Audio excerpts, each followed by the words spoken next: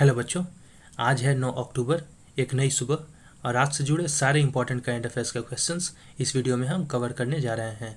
लेकिन उससे पहले अगर आप इन वीडियोस का पीडीएफ चाहते हैं तो आप हमें टेलीग्राम पे फॉलो कर सकते हैं by writing the channels name students point Hindi. आप हमें इंस्टाग्राम पे भी फॉलो कर सकते हैं यूज़र नेम टाइप करके द स्टूडेंट्स पॉइंट। चलिए शुरू करते हैं, लेकिन सबसे पहले एक सवाल है जो आप सभी को कमेंट सेक्शन में इसका जवाब देना है।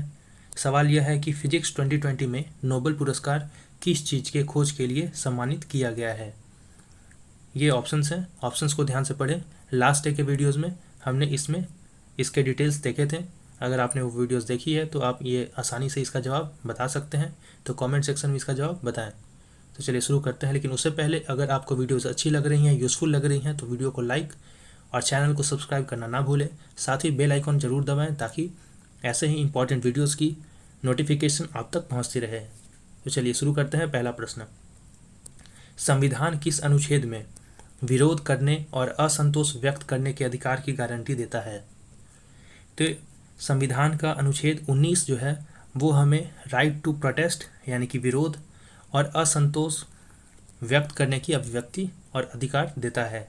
Article 19 clause 1 sub clause A के तहत हमें बोलने की और अभिव्यक्ति की स्वतंत्रता है। वहीं अनुच्छेद 19 क्लॉज 1 सब क्लॉज बी के तहत हम बिना हथियार के शांतिपूर्वक एक जगह इकट्ठा हो सकते हैं। लेकिन आर्टिकल 19 का ही क्लॉज 2 कहता है कि कुछ रीजनेबल रेस्ट्रिक्शंस लगाए जा सकते हैं, ऑल राइट्स जो कि हम अनुच्छेद 19 एक ए के तहत एंजॉय करते हैं। वो रेस्ट्रिक्शंस, वो प्रतिबंध क्या हो सकते हैं। तो अनुच्छेद 19 क्लॉज 2 ये कहता है कि वो restrictions on the grounds of संप्रभुता यानी कि सॉवरेनिटी, अखंडता, इंटेग्रिटी और सार्वजनिक व्यवस्था, पब्लिक ऑर्डर हो सकते हैं। तो समाचार में क्यों था ये आर्टिकल, क्योंकि हाल ही में सुप्रीम कोर्ट ने यह कहा है कि विरोध के लिए सार्वजनिक स्थानों पर कब्जा करना स्वीकार्य नहीं है और इस तरह के स्थान पर अनिश्चित काल तक कब्जा नहीं किया जा सकता है। तो सुप्रीम कोर्ट ने ये किस कॉन्टेक्स्ट में कहा, तो एक याचिका दायर की गई थी सुप्रीम कोर्ट में against the anti citizenship amendment act protest. वो प्रोटेस्ट जो शाहीन बाग में चल रहा था, तो सुप्रीम कोर्ट ने कहा कि शाहीन बाग में जो प्रोटेस्ट चल रहा था वो सड़क को अवरुद्ध कर रहा था और ऐसे प्रोटेस्ट एक्सेप्टेबल नहीं है क्योंकि वो पब्लिक लाइफ को अफेक्ट करते हैं। नेक्स्ट क्वेश्चन आओ, स्टॉकहोम कन्वेंशन हाल ही में जो समाचार में था किस चीज़ से संबंधित है। तो स्टॉकहोम कन्वेंशन संबंधित है लगातार कार्बनिक प्रदूषण, इंग्लिश में हम इसे कहते हैं परसिस्टेंट ऑर्गेनिक पॉल्यूटेंट्स। तो यहाँ पे बी है इसका सही आंसर। परसिस्टेंट ऑर्गेनिक पॉल्यूटेंट्स क्या है, तो ये रासायनिक पदार्थ हैं जो पर्यावरण में बने रहते हैं और जीवित जीवों में जैव संचय करते हैं और ये ह्यूमन और प्लांट्स के लिए काफ़ी एडवर्स इफेक्ट्स करते हैं। जैसे कि लगातार संचय रहने के कारण ये ह्यूमन बॉडीज़ में कैंसर कॉज कर सकता है, तंत्रिका तंत्र यानी कि नर्वस सिस्टम को नुकसान पहुंचा सकता है, प्रतिरक्षा प्रणाली को अफेक्ट कर सकता है और प्रजनन संबंधी विकार आदि हो सकते हैं इससे। और सम्मेलन में यानी कि स्टॉकहोम कन्वेंशन में कुल 12 अलग अलग रसायनों का जिक्र किया गया है। इन 12 रसायनों को 3 कैटेगरीज में बांटा गया है। वो कैटेगरीज कौन कौन से हैं वो देख लेते हैं। पहला कैटेगरी है 8 कीटनाशक का, जिसमें है एल्ड्रीन, क्लोड्रीन, डीडीटी, डाइट्रीन, एंड्रीन, हेप्टाक्लोरो, मिरेक्स और टॉक्सेफिन। देखिए कभी कभी अब इतने नाम याद रखने तो मुश्किल हैं, मैं समझता हूँ, लेकिन यूपीएससी में कभी कभी ऑप्शंस दे देते हैं कि कौन कौन से इस 12 कैटेगरी में आते हैं अंडर द स्टॉकहोम कन्वेंशन। तो याद करना तो मुश्किल है, बट स्टिल अगर आप इन नेम्स को 3 से 4 बार अगर ध्यान दें तो आपके दिमाग में एक इम्प्रिंट बन जाएगा और एग्जामिनेशन में अगर कोई ऐसा नाम जो कि इन 12 के बीच नहीं है वो आता है तो आप आसानी से उसे आइडेंटिफाई कर लोगे। साथ ही 2 औद्योगिक रसायन जो कि सेकंड कैटेगरी है, इसमें पॉली क्लोरीन युक्त बाइफिनाइल और हेक्सा क्लोरोबेंजीन आते हैं। और थर्ड कैटेगरी है वैसे औद्योगिक एमिशंस के जिसमें क्लोरीन से रिलेटेड होते हैं और वो हैं डाइऑक्सीन और फुरांस। तो ये 3 कैटेगरी हैं जिसमें इन 12 रसायनों को बांटा गया है। और भारत ने सन 2006 में ही स्टॉकहोम कन्वेंशन की पुष्टि यानी कि रेटिफाई कर लिया था। लेकिन हाल ही में ये समाचार में क्यों था? क्योंकि केंद्रीय मंत्रिमंडल ने स्टॉकहोल्म कन्वेंशन पर लगातार पीओपी के तहत सूचीबद्ध 7 रसायनों का अन्य नाम लिया है और इनको अब हमारे देश में बैन करने की मंजूरी दे दी गई है। तो ये 7 रसायन कौन कौन से हैं? ये हैं chlordecone, hexabromobiphenyl, hex bromo डाइफेनाइल ether और हेप्टोब्रोमो डाइफेनाइल ईथर, फिर टेट्रा ब्रोमो डाइफेनाइल ईथर, पेंटा bromo डाइफेनाइल ether, pentachlorobenzene, hexabromocyclododecane और हेक्सा क्लोरोबुटाडीन। और इस कॉन्वेंशन को रेटिफाई करने से इंडिया को फैसिलिटी मिलेगी finances from global environment facility. Next question now, देश के सबसे बड़े ऋणदाता भारतीय स्टेट बैंक के नए अध्यक्ष के रूप में किसे नियुक्त किया गया है? तो दिनेश कुमार खारा को नए चेयरमैन ऑफ एसबीआई के रूप में नियुक्त किया गया है। दिनेश कुमार खारा ने देश के सबसे बड़े ऋणदाता भारतीय स्टेट बैंक की अध्यक्षता ली है। किन्हें रिप्लेस करके? तो रजनीश कुमार को रिप्लेस करके। और खारा को 3 साल की अवधि दी गई है और एसबीआई का मुख्यालय मुंबई में है। अब एसबीआई कैसे बना, इसका इतिहास क्या था, उसके बारे में थोड़ी सी जानकारी यहाँ पे लेनी ज़रूरी है। तो सन 1806 में एक बैंक बनी थी कलकत्ता में जिसका नाम था बैंक ऑफ कलकत्ता। 3 साल बाद बैंक ऑफ कलकत्ता का नाम बदल के बैंक ऑफ बंगाल कर दिया गया।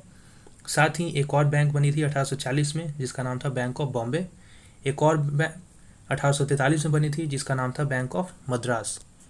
बाद में इन तीनों बैंकों को, bank of Bombay, bank of Madras और बैंक ऑफ कलकत्ता को 1921 में मर्ज कर दिया गया और एक नई बैंक बन गई इंपीरियल बैंक ऑफ इंडिया।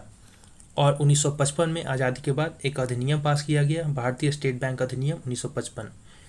इसमें आरबीआई ने इंपीरियल बैंक ऑफ इंडिया में कंट्रोलिंग शेयर्स बाय किए और फिर इसे कह दिया गया state bank of India from 1 जुलाई 1955 से। हालांकि बाद के सालों में भारत सरकार ने आरबीआई से वो शेयर्स खरीद लिए ताकि कॉन्फ्लिक्ट ऑफ इंटरेस्ट ना हो। अगला सवाल, भारतीय वायुसेना इंडियन एयरफोर्स 8 अक्टूबर को कौन सा या ब्लैंक वायुसेना दिवस मना रही है? तो वो था 88वां। सो यह सी इज द राइट आंसर। इस दिन भारत में वायुसेना को आधिकारिक तौर पर यूनाइटेड किंगडम के रॉयल एयरफोर्स के सहायक बल के रूप में बनाया गया था और ये 88वां वर्ष है 2020।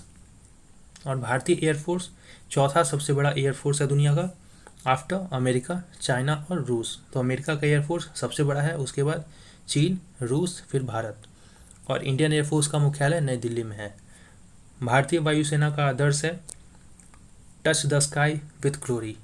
Touch the sky with glory Bhagavad Gita के 11वें अध्याय से लिया गया है। अगला प्रश्न, नोबेल केमिस्ट्री पुरस्कार के विजेता इमैनुअल चार्पियर और जेनिफर डुडना किससे संबंधित हैं?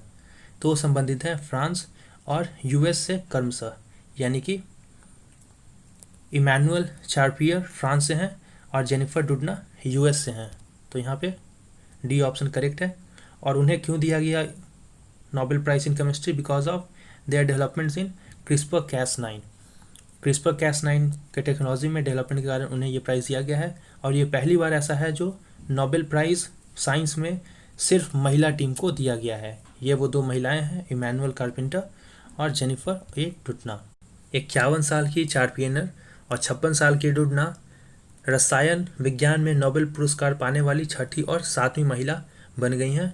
लास्ट डे हमने ये देखा था कि फिजिक्स में नोबेल प्राइज़ पाने वाली अब तक केवल 4 महिलाएं ही हैं, जिसमें एक महिला जो है वो 2020 में ही अवार्ड पाई हैं।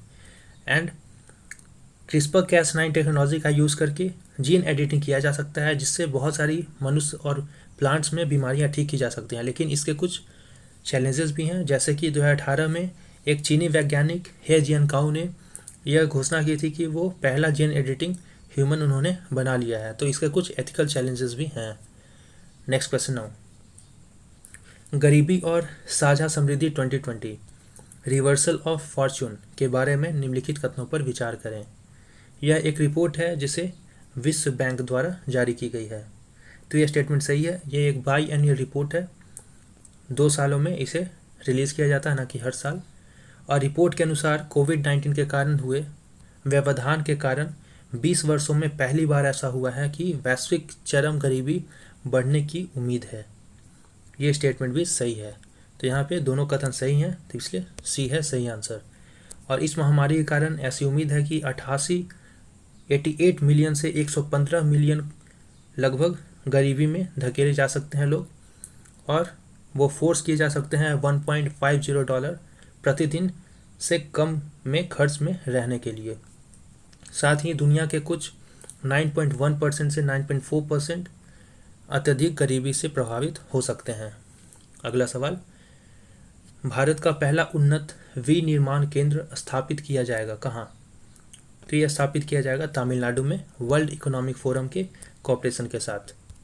नेक्स्ट क्वेश्चन, निम्न में से कौन सी कपास 4 यानी कि कॉटन 4 का हिस्सा नहीं है? तो कॉटन 4 कॉटन ग्रोइंग कंट्रीज़ में आते हैं और 4 कॉटन ग्रोइंग कंट्रीज़ इसके पार्ट हैं, लेकिन यहाँ पे चाड, माली, बुर्किना फासो तो इसके पार्ट्स हैं, लेकिन तंजानिया कॉटन 4 में कंसिडर नहीं किया जाता। तो यहाँ पे बेनिन, बुर्किना फासो, चाड, माली ही कॉटन 4 कंट्रीज़ के मेंबर्स हैं। और इन्हीं के इनिशिएटिव पे WTO ने 7 अक्टूबर 2019 को संयुक्त राष्ट्र, FAO, UNCTAD और अंतर्राष्ट्रीय व्यापार केंद्र के सचिवालय, साथ ही साथ अंतर्राष्ट्रीय कपास सलाहकार समिति के साथ मिलकर विश्व कपास दिवस मनाने की शुरुआत की थी। और इस साल यह दूसरा विश्व कपास दिवस है जो 7 अक्टूबर को मनाया गया। और अगर अब तक आपको वीडियो अच्छी लगी हो तो वीडियो को लाइक करना, साथ ही अपने दोस्तों के साथ शेयर करना ना भूलें। इससे हमारे चैनल को सपोर्ट मिलेगा और लगातार ऐसे वीडियोस बनती रहेंगी। अगला प्रश्न, भारत द्वारा उत्पादित विश्व का जैविक कपास का प्रतिशत कितना है? तो टोटल जैविक कपास यानी कि टोटल ऑर्गेनिक कॉटन जो है टोटल वर्ल्ड का, उसका 50% से ज़्यादा भारत में ही प्रोडक्शन होता है। तो यहाँ पे डी है सही आंसर। भारत कुल 51%, लगभग 51% कपास जो जैविक कपास है उसका प्रोडक्शन करता है। वहीं नॉर्मल कपास की अगर बात की जाए तो पूरे विश्व के कपास का प्रोडक्शन 23% भारत में होता है। और भारत कपास का दूसरा सबसे बड़ा उत्पादक, साथ ही देश और विश्व का सबसे बड़ा उपभोक्ता यानी कि कंज्यूमर भी है। और न्यूज़ क्यों था? क्योंकि हाल ही में केंद्रीय कपड़ा मंत्री, मिनिस्टर ऑफ टेक्सटाइल्स ने कपास के लिए, भारतीय कपास के लिए पहला ब्रांड और लोगो लॉन्च किया है। ये है लोगो, ये पहली बार ऐसा है जो ब्रांड और लोगो लॉन्च किया गया है। और अब से भारत में प्रीमियम कपास को कस्तूरी कपास बोला जाएगा। कस्तूरी कपास ब्रांड सफ़ेदी, चमक, कोमलता, शुद्धता, चमक, विशिष्टता और भारतीयता को प्रतिनिधित्व करेगा। अगला प्रश्न, ज़िरकॉन के बारे में निम्नलिखित कथनों पर विचार करें। रूस ने इस हाइपरसोनिक क्रूज मिसाइल का सफ़ेद सागर में सफल परीक्षण किया है। ये स्टेटमेंट सही है। तो ज़िरकॉन एक हाइपरसोनिक क्रूज मिसाइल है जिसका सफल परीक्षण कहाँ किया गया? सफ़ेद सागर में। किस कंट्री ने किया? तो रूस ने किया। अब ये क्रूज मिसाइल क्या होता है? देखिए, मिसाइल्स दो तरह के होते हैं, एक होता है बैलिस्टिक मिसाइल और एक होता है क्रूज मिसाइल। बैलिस्टिक मिसाइल का पाथ ऑफ मैन्यूवर जो होता है या पाथ ऑफ ट्रैवल जो होता है वो आप कह सकते हैं पाराबोलिक होता है। यानी कि ये अगर बैलिस्टिक मिसाइल को यहाँ से छोड़ा गया, स्ट्राइक किया गया, लॉन्च किया गया, तो ये एक पाराबोलिक पाथ को कवर करके अपने टारगेट को स्ट्राइक करता है। वहीं क्रूज मिसाइल का path of manoeuvre almost horizontal होता है। क्रूज मिसाइल को लॉन्च करने पे आफ्टर टेकिंग सम हाइट, कुछ ऊंचाई पे जाने के बाद ये हॉरिजॉन्टल पाथ को कवर करता है और अपने टारगेट को स्ट्राइक करता है। साथ ही क्रूज मिसाइल कम दूरी के टारगेट्स को स्ट्राइक करने के लिए बनाए जाते हैं, वहीं बैलिस्टिक मिसाइल्स लंबे दूरी को कवर करने के लिए बनाए जाते हैं। तो आई होप आप ये याद रखोगे difference between cruise missile and ballistic missile. साथ ही यह मैक 8 यानी कि स्पीड, साउंड के स्पीड से 8 गुना तेज़ी से यह मिसाइल चल सकता है। यह स्टेटमेंट भी सही है। तो यहाँ पे दोनों कथन सही हैं, इसलिए फिर से सी है सही आंसर। अब कुछ अन्य न्यूज़। मंत्रिमंडल की नियुक्ति समिति ने RBI के वरिष्ठतम कार्यकारी निदेशक M राजेश्वर राव की उपराज्यपाल के रूप में नियुक्ति को मंजूरी दे दी है। वो NS विश्वनाथन को रिप्लेस करेंगे क्योंकि NS विश्वनाथन ने हाल ही में उन्होंने रिटायरमेंट अनाउंस की because of his health issues. Next question और नेक्स्ट न्यूज़ है, उत्तर प्रदेश में एक क्रायोजेनिक ऑक्सीजन प्लांट का उद्घाटन किया गया है जिसे आयोनेक्स एयर प्रोडक्ट्स द्वारा कमीशन किया गया है और यह राज्य का सबसे बड़ा प्लांट और इसे अस्पतालों में ऑक्सीजन की आपूर्ति में मदद मिलेगी। तो उम्मीद है कि वीडियो आपको अच्छी लगी हो। वीडियो को अपने दोस्तों के साथ शेयर करें, साथ ही हमारे चैनल को सब्सक्राइब करें और बेल आइकॉन दबाना ना भूलें। अगले वीडियो का इंतज़ार करें, तब तक के लिए धन्यवाद।